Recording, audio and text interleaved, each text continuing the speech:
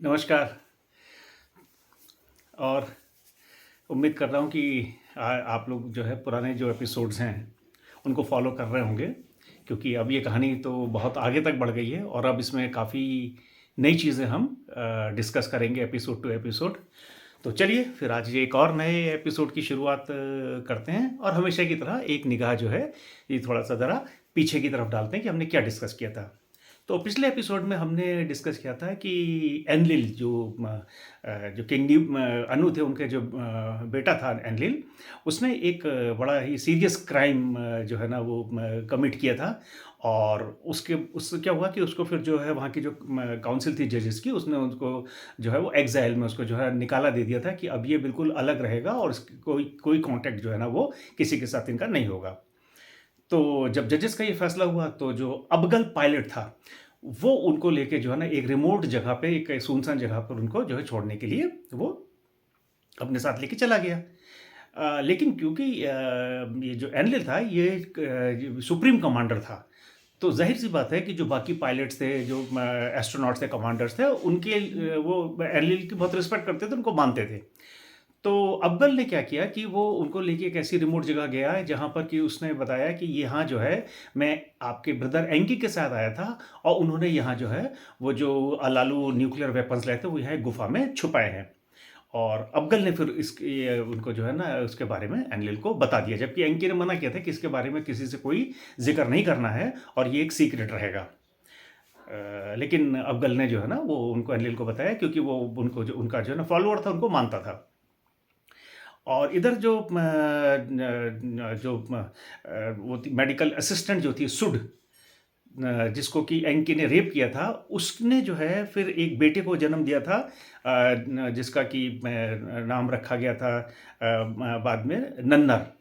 और क्योंकि जब उसने उसके साथ शादी हो गई थी, सुड के साथ वो एग्री कर गई थी शादी करने के लिए, तो फिर उनका एनलिल का जो एग्जाइल था या जो उनको निकाला दिया गया था कि भाई अब दूसरी जगह रहेंगे, वो चीज़ ख़त्म हो गई थी।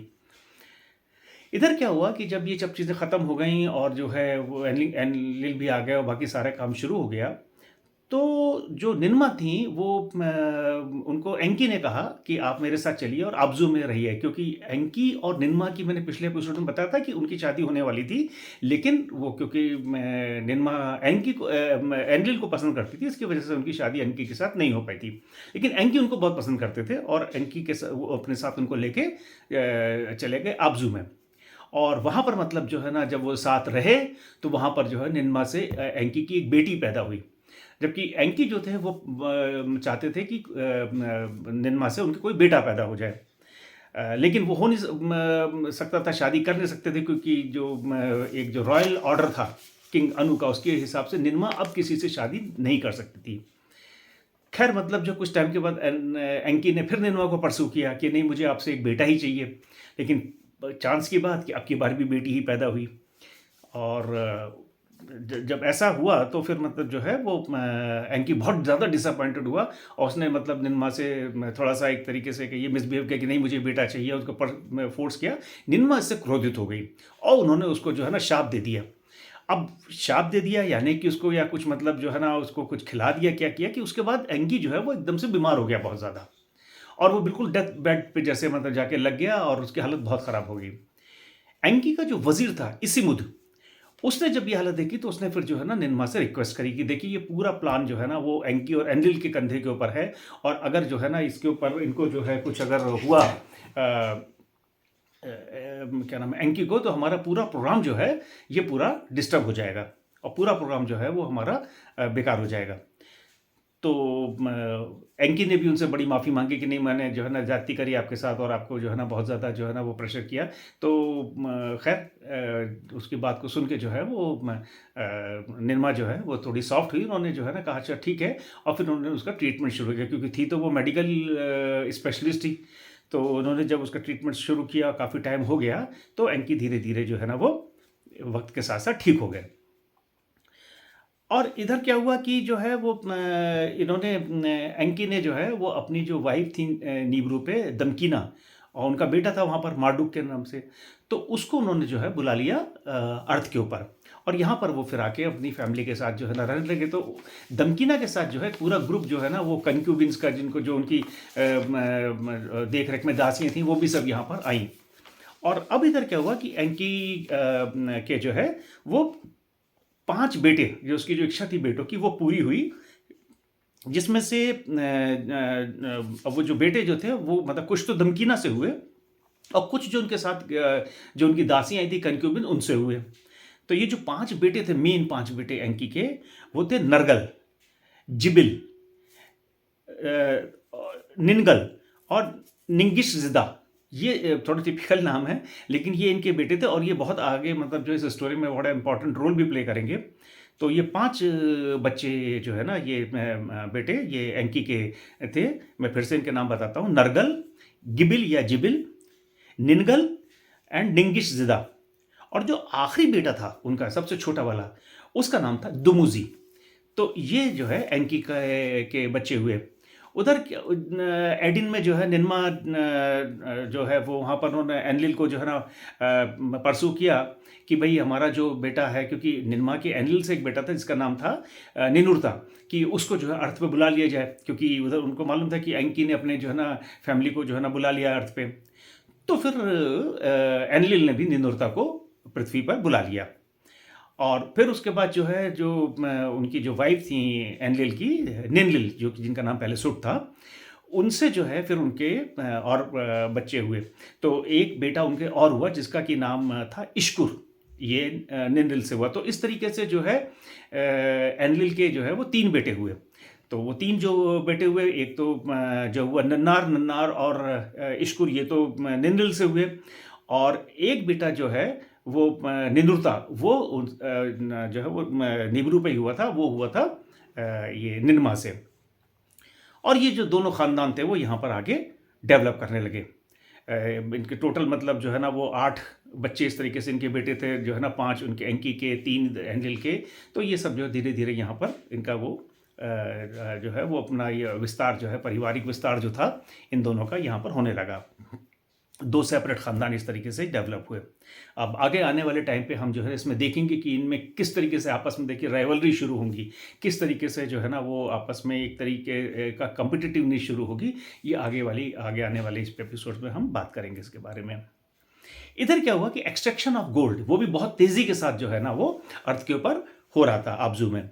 और गोल्ड को यहाँ से निकालने के बाद जो है वो लामू यानी मार्स भेजा जा रहा था, और इगिगी उसको फिर वहाँ से जो इगिगी यानी कि जो अनुनाकी तो अर्थ पे थे और इगिगी मार्स पे थे, तो इगिगी वहाँ से उसको जो है फिर आगे भेज देते थे निबिरू के ऊपर।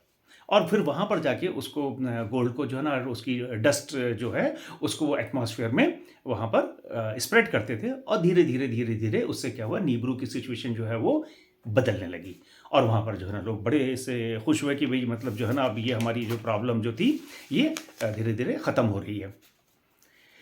देखिए, अब इस कहानी को सुन के आपको ऐसा लग रहा होगा कि ये कैसे गोल्ड और गोल्ड डस्ट और उसको मतलब एटमॉस्फेयर, और ये क्या मतलब ये तो कुछ बड़ी अविश्वसनीय सी कहानी लग रही होगी। लेकिन जो क्यूनिफॉर्म टैबलेट के राइटर्स हैं उन्होंने एज इट इज़ जो अकाउंट है उसको लिखा है।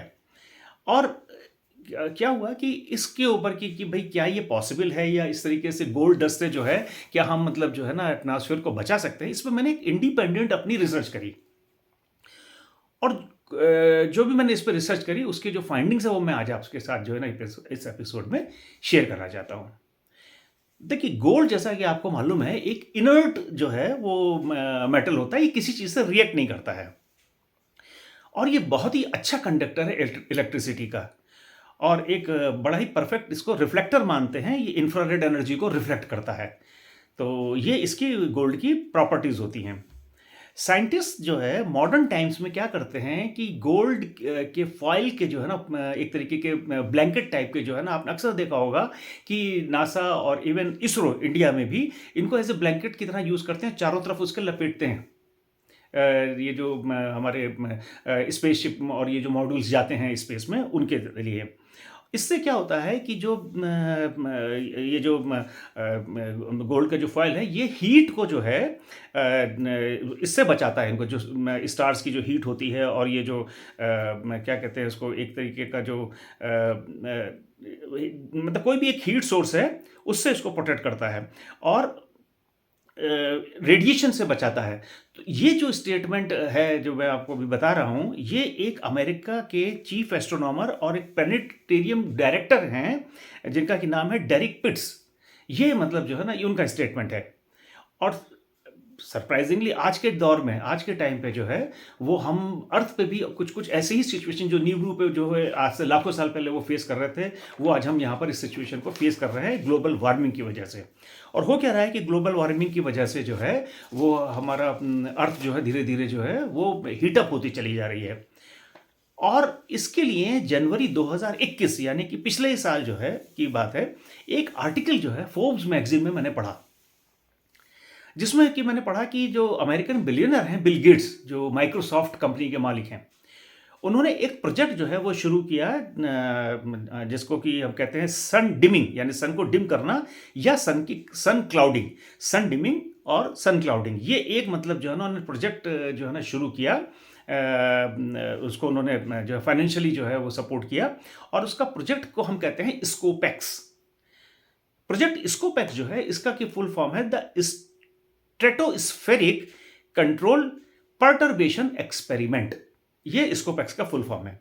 और ये प्रोजेक्ट जो है ये लॉन्च किया गया हार्वर्ड यूनिवर्सिटी यूएसए के साइंटिस्ट के द्वारा, with the support and help from Microsoft corporation, Bill Gates के द्वारा। अब इस प्रोजेक्ट में वो क्या कर रहे हैं, इस प्रोजेक्ट में वो ये कर रहे हैं कि भाई नॉन टॉक्सिक मटेरियल जैसे कि कैल्शियम कार्बोनेट है, इसको हम मतलब जो है ना, इसकी एक डस्ट को जो है हम जो है वो एटमॉस्फेयर में स्प्रे करेंगे, और वहां से जो है क्या होगा कि ये जो सन की जो रेज हैं, उनको जो है हम एक क्लाउडिंग इफेक्ट पैदा करेंगे, और ये हम उसको जो है ना रिपेल करेंगे, उसको रिफ्लेक्ट करेंगे जो सन का रेडिएशन है। ये उनका प्रोजेक्ट है। अब देखिए काफी कुछ सिमिलरिटी जो हमारा नीबूरियन प्रोजेक्ट है उसके साथ इसकी है। अब जो साइंटिस्ट है हमारे, उन्होंने आज की तारीख में कैल्शियम कार्बोनेट को चूज किया है in place of gold. May be क्योंकि गोल्ड बहुत महंगा, उसके कॉस्ट को ध्यान में रखते हुए। लेकिन ऐसी कुछ मतलब जो है ना मजबूरी नीबूरियंस के लिए नहीं थी, क्योंकि डेफिनेटली जो है ना गोल्ड डस्ट जो है कैल्शियम कार्बोनेट डस्ट के मुकाबले में एक ज़्यादा अच्छा ऑप्शन है। तो उसको नीबूरियंस ने यूज़ किया, क्योंकि उनके लिए कॉस्ट की कोई प्रॉब्लम नहीं थी। उनके लिए तो खाली जो कॉस्ट थी वो यही थी कि उसको यहाँ से एक्सट्रैक्ट करके, लेकिन उसके लिए वो कैपेबल थे, टेक्नोलॉजिकली एडवांस थे, तो उन्होंने उस चीज़ को चूज़ किया। और स्कोपेक्स जो प्रोजेक्ट है वो चाह रहा है कि सेम चीज़ अचीव करना थ्रू कैल्शियम कार्बोनेट डस्ट। तो अब देखिए दोनों चीज़ों में कितनी एक सिमिलैरिटी है। और अभी रिसेंटली जो है ना, पिछले महीने अक्टूबर में जो है ना, एक नई अपडेटेड जो है ना काउंसिल और कमेटी जो है, ये इसका गठन हुआ है, और क्या नाम है, स्कोपेक्स इस प्रोग्राम को मतलब जो है ना आगे बढ़ाने के लिए। तो ये कार्यक्रम बहुत तेज़ी के साथ चल रहा है। चलिए, तो अब हम अपनी वापस आते हैं स्टोरी के ऊपर। तो इन द मीन टाइम यहाँ पर जो है, जैसा कि मैंने बताया, जो एडिन बनाया था, एनलिल ने बहुत बड़ी एक जगह बनाई थी, और वहाँ पर उन्होंने अपने जो है ना 5 नए शहर बसाए थे। वो धीरे धीरे वहाँ जो है वो अपना काफ़ी डेवलप करने लगे। और इधर एंकी जो है तो अपनी वाइफ डमकीना और अपने बेटे मार्डुक के साथ जो है वो आबजू में रहने लगे। मार्डुक की वहाँ पर उन्होंने एडवांस जो है स्टडीज़ की जो है वो पढ़ाई लिखाई भी वहाँ पर शुरू कर दी।